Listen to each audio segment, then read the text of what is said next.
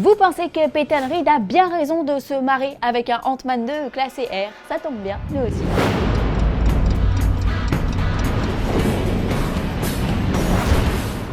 Décidément, plus rien n'arrête Steven Spielberg. Alors qu'il foulera le tapis rouge des Oscars dimanche soir pour son Pont des Espions, le réalisateur américain sortira en juillet prochain son Bon Gros Géant.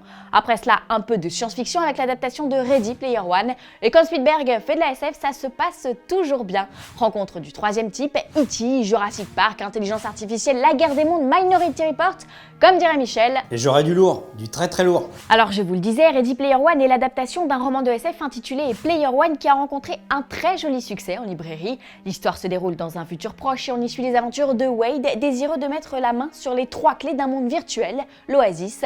Pourquoi? Eh bien parce que celui qui trouve ces 3 clés hérite d'une immense fortune.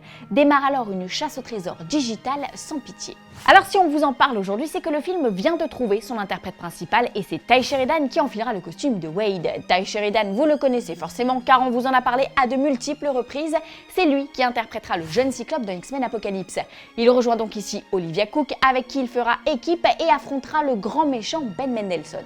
Âgé d'une vingtaine d'années, Tye Sheridan a démarré sous la direction de Terrence Malick, poursuivi sa route devant la caméra de Jeff Nichols et Bryan Singer et se retrouvera donc bientôt devant celle de Steven Spielberg. Il a également donné la réplique à Nicolas Cage dans Joe, à Charlize Theron dans Dark Places.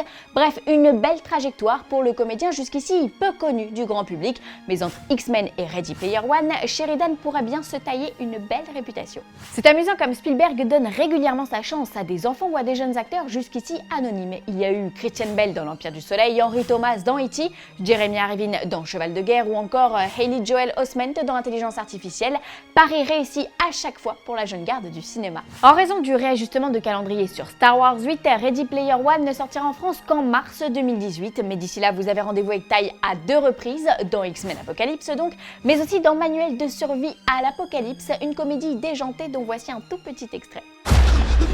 A Scout's Guide to the Zombie Apocalypse. How to earn your wildlife badge. Augie, don't move.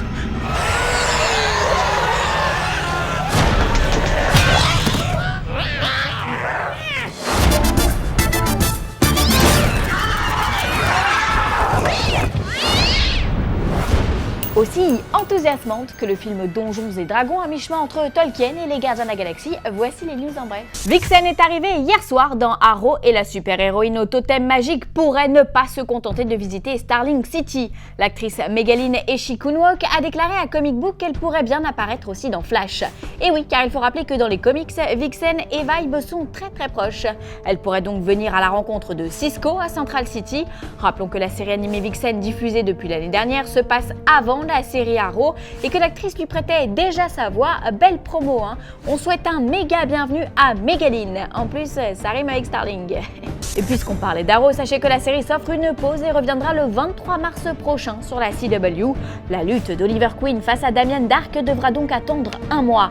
D'ici là, la chaîne nous a concocté un petit teaser histoire de nous faire patienter. Image. It just doesn't seem fair that I can save a city and not save my relationship.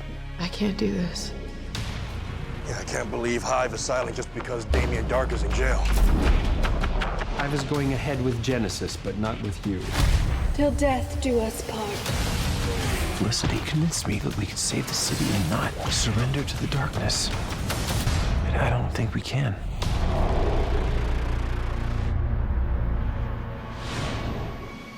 Aujourd'hui dans le courrier des fanzoniers, on salue Rorosé qui nous demande des nouvelles de Gambit. Eh bien le film est toujours programmé au mois d'octobre 2016, le 12 précisément, mais alors franchement on n'y croit pas une seule seconde. Hein. On sait que Doug Liman réalise, Channing Tatum joue, mais c'est à peu près tout. Nous avions posé la question à Léa Seydoux lors de la promotion de Spectre, mais l'actrice semblait gênée.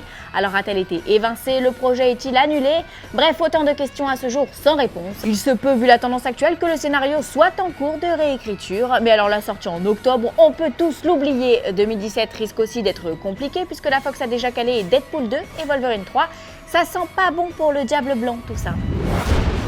Fanzone, c'est fini pour aujourd'hui, mais vous pouvez nous retrouver sur YouTube en vous abonnant à la chaîne Fanzone et à la chaîne Allociné.